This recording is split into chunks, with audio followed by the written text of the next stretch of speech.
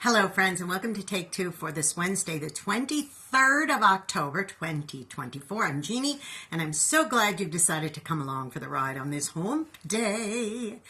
Well, you know, it's end of baseball season now, and Michael and I have been diligently watching the playoffs, getting ready for the World Series. And there's one game in particular that really stands out to me, and that was the game that we watched on Saturday evening. Now that was where the New York Yankees clinched it, and now they will be going and playing in the World Series.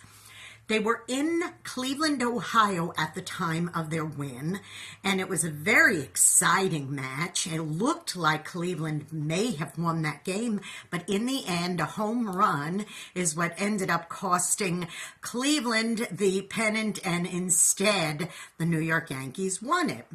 Well, what I particularly noticed about this game was, of course, there was all kinds of enthusiasm and excitement among the New York Yankee players, but sadly, they won at an away game. And when that happens, you have the sadness of the ones who lost, who were defeated. And as the cameras were on the team and showing them all high-fiving and body slamming and doing all this and cheering, and a handful of Yankee fans were in the stands and they were cheering too, because of course they were in Cleveland, Ohio, so you don't find many New York Yankee fans there, but a lot of Cleveland Guardian fans were there. But while that was going on, the cameras then went to the dugout and showed the defeated players. And it was one of the saddest sights you ever saw. They had their heads down and they were hugging each other. And I saw one or two with a tear in his eye, and it was pretty sad. And then the fans just kind of slowly filing and shuffling out. No enthusiasm, no excitement, of course, because their beloved Guardians had lost the game and weren't going to advance to the World Series. They'd gotten that far, and then they lost. And while the cameras were on the dugout, there was something I did notice, and that was this: that the people looked so utterly sad and so defeated. And I said to my husband, I said, Michael, oh, that's so sad that they lost. And he said to me, why are you sad? You should be happy that our team won. I said, yeah, but I still, call me soft-hearted, but I don't like to see anybody lose.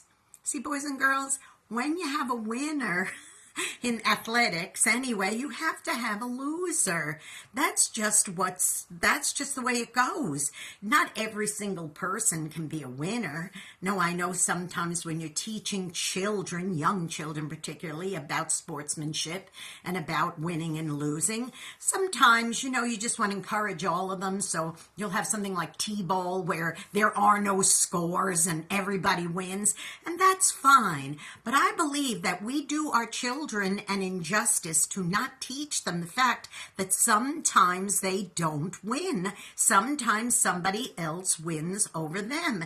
And that's okay, because that's getting them ready for life.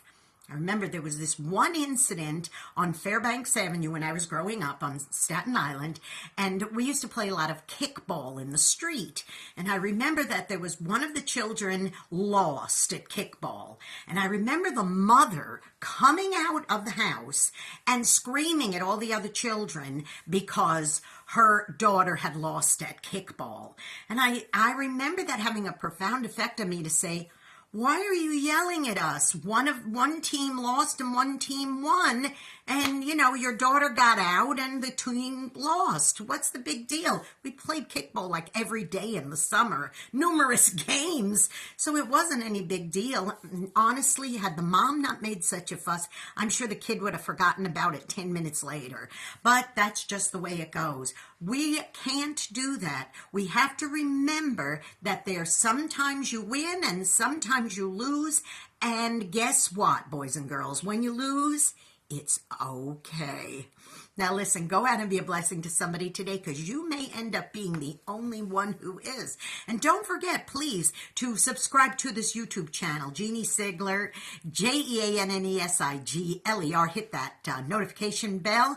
And don't forget to also follow me on X. It's at Jeannie NY Woman, at the little @ JEANNENY woman. Hit the follow. I really appreciate it. Really helps me, okay? Now listen, don't forget also to tune into my radio program Through the Eyes of a New York Woman every Saturday on ultimateoldiesradio.com at 9 Eastern, 8 Central AM and PM, and then you can have another a program on Sundays, the same program. It's an encore presentation on Sundays on oldies700.com at 4 Central, 5 Eastern.